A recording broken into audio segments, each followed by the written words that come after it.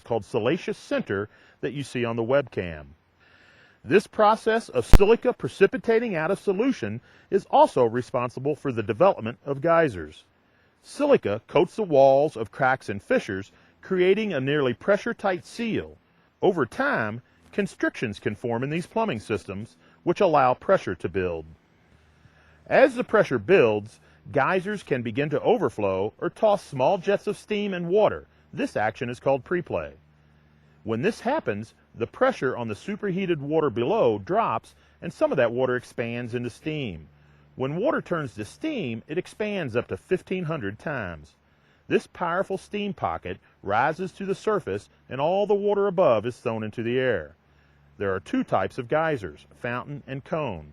Fountain geysers erupt out of a pool of water, and cone geysers, like Old Faithful, erupt out of a geyserite cone. If all the water in a feature is far below ground level, that feature is called a fumarole. Also known as a steam vent, they can be the hottest of the hot. The small amount of water that does exist is heated by rocks, and the resulting steam rises through the plumbing system. It is possible to see many of the world's largest geysers from our new camera. Old Faithful, Beehive, Grand, Daisy, Lion, Giant, and Giantess will all be in view at times, along with many smaller geysers. Old Faithful, the closest geyser to the camera, has an average interval between eruptions of around 90 minutes. Old Faithful's eruption averages around 130 feet in height, but ranges from 106 feet to 180 feet. Eruption times are predicted whenever the Old Faithful Visitor Center is open. Those predictions are posted on our original Old Faithful webcam. Be sure to visit our Inside Yellowstone and Yellowstone In-Depth videos to learn more about Yellowstone's issues, features, and processes. They are available under Photos and Multimedia on the official Yellowstone National Park website, www.nps.gov/YELL.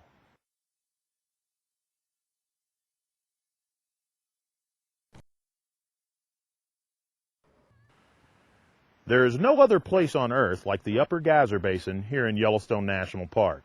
The entire basin is about 2 miles long and a half a mile wide, and includes the features found at Black Sand Basin and Biscuit Basin, as well as those found in the Old Faithful area.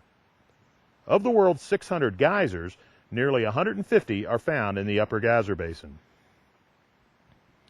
Yellowstone contains over 10,000 thermal features, including geysers, hot springs, fumaroles, and mud pots.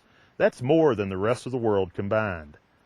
To understand why we find such a unique system of hydrothermal features here, we need to look at the region's geologic past. Yellowstone National Park sits atop one of the world's largest volcanoes.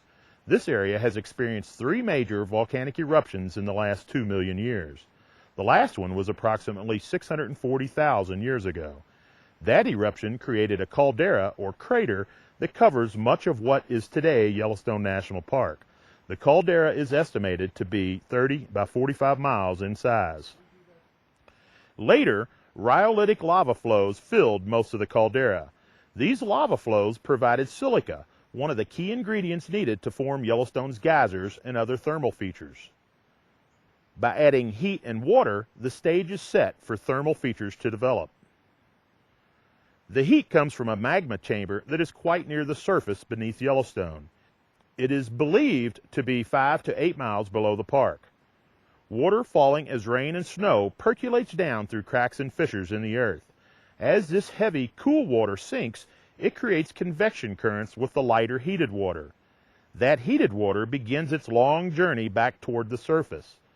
Due to the pressure created by overlying rock, this silica-rich water can reach temperatures above 400 degrees Fahrenheit without boiling. This superheated water holds silica in solution.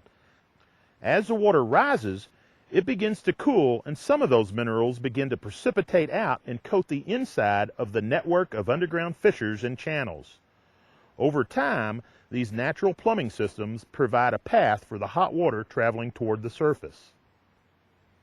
When this happens, hot springs can develop. The temperature in Yellowstone's hot springs can be anywhere from lukewarm to above boiling. As the water runs off and cools, Silica precipitates out and forms aprons of white rocks called siliceous center that you see on the webcam. This process of silica precipitating out of solution is also responsible for the development of geysers.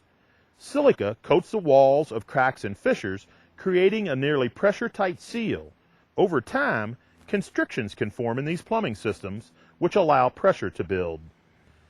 As the pressure builds, geysers can begin to overflow or toss small jets of steam and water. This action is called preplay.